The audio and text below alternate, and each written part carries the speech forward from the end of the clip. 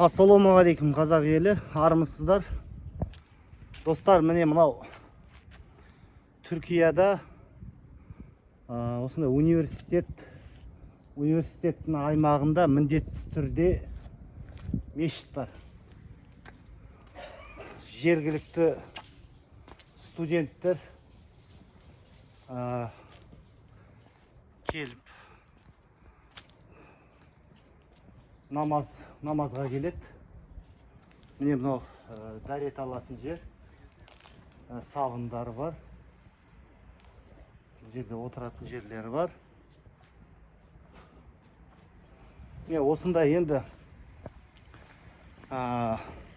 Түркияда өз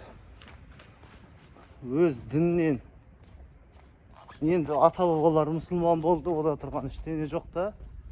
Бізде секілді агностик тағы бір бәле шығарып жатыр ғой. Қараңыздар, қандай керемет. Мынау міне Чукурова университетісі.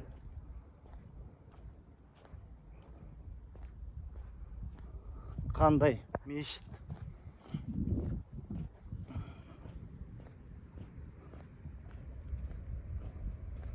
Қазір ішін барып көреміз.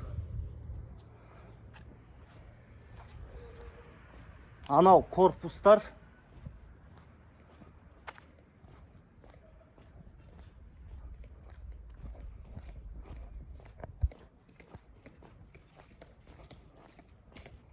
Ассалаумағалейкум.